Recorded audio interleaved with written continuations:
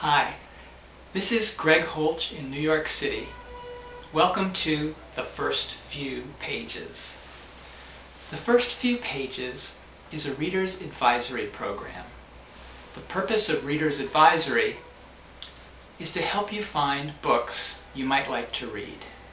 In this program, I will read you the first few pages of a book, and I hope that this will inspire you to run out and borrow or buy a copy to read.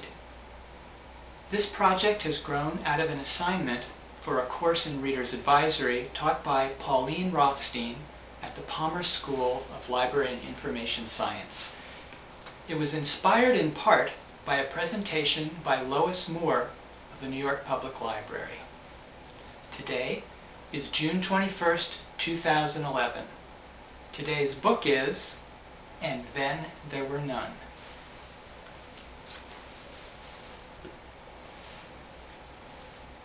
And Then There Were None is a mystery novel by Agatha Christie. It was written in 1939 during the golden age of mystery novels and is 257 pages long. This book was written for adults, and the plot does revolve around murder. However, it is commonly read by students in middle school.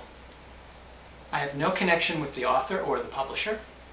This copy of the book was a holiday gift from my sister Meredith. Thanks, Mare. The author, Agatha Christie, was born Agatha Mary Clarissa Miller in 1890 in England. She taught herself to read at the age of 4. During World War I, she worked as a nurse, and on Christmas Eve, 1914, she married Archibald Christie, a dashing young officer. They were later divorced after her husband fell in love with another woman.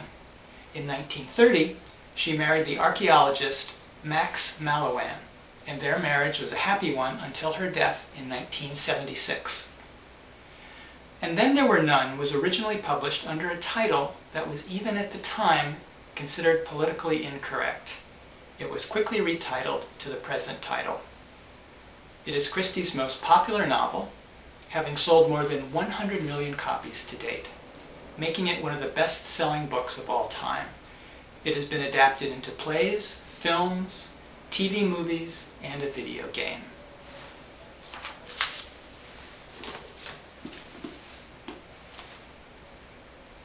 Ten people are invited to spend a week at a luxurious country house on remote Soldier Island. None of them really knows the person who invited them, and none of them knows any of the others. But each one has a secret. And one by one, they start to die. Which one of them is a murderer?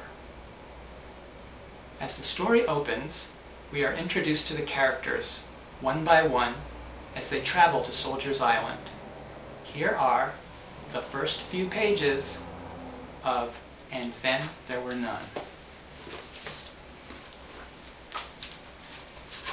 Chapter 1.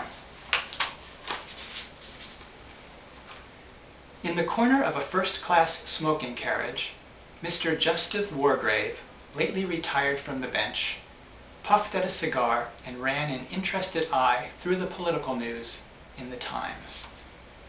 He laid the paper down and glanced out of the window. They were running now through Somerset. He glanced at his watch.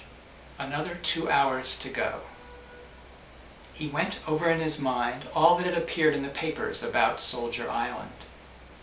There had been its original purchase by an American millionaire who was crazy about yachting, and an account of the luxurious modern house he had built on this little island off the Devon coast. The unfortunate fact that the new third wife of the American millionaire was a bad sailor had led to the subsequent putting up of the house and island for sale. Various glowing advertisements of it had appeared in the papers. Then came the first bald statement that it had been bought by a Mr. Owen. After that, the rumors of the gossip writers had started. Soldier Island had really been bought by Miss Gabrielle Turrell, the Hollywood film star. She wanted to spend some months there free from all publicity.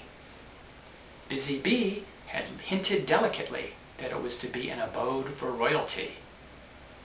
Mr. Merriweather had had it whispered to him that it had been bought for a honeymoon. Young Lord L had surrendered to Cupid at last. Jonas knew for a fact that it had been purchased by the Admiralty with a view to carrying out some very hush-hush experiments. Definitely, Soldier Island was news. From his pocket, Mr. Justice Wargrave drew out a letter. The handwriting was practically illegible, but words here and there stood out with unexpected clarity. Dearest Lawrence, such years since I have heard anything from you.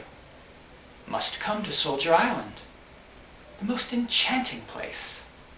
So much to talk over. Old days. Communion with nature. Bask in sunshine. 12:40 from Paddington. Meet you at Oakbridge. And his correspondent signed herself with a flourish, his, ever, Constance Culmington. Mr. Justice Wargrave cast back in his mind to remember when exactly he had last seen Lady Constance Culmington. It must be 8 years ago.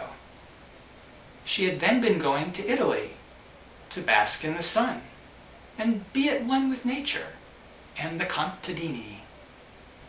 Later, he had heard, she had proceeded to Syria, where she proposed to bask in yet stronger sun and live at one with nature and the Bedouin.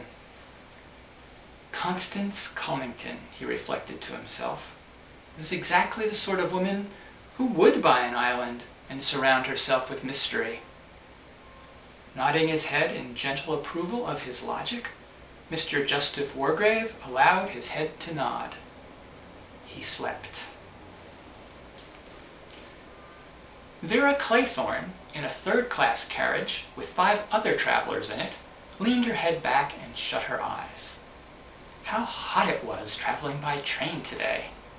It would be nice to get to the sea. Really, a great piece of luck getting this job. When you wanted a holiday post, it nearly always meant looking after a swarm of children. Secretarial holiday posts were much more difficult to get. Even the agency hadn't held out much hope. And then the letter had come. I have received your name from the Skilled Women's Agency together with their recommendation. I understand they know you personally.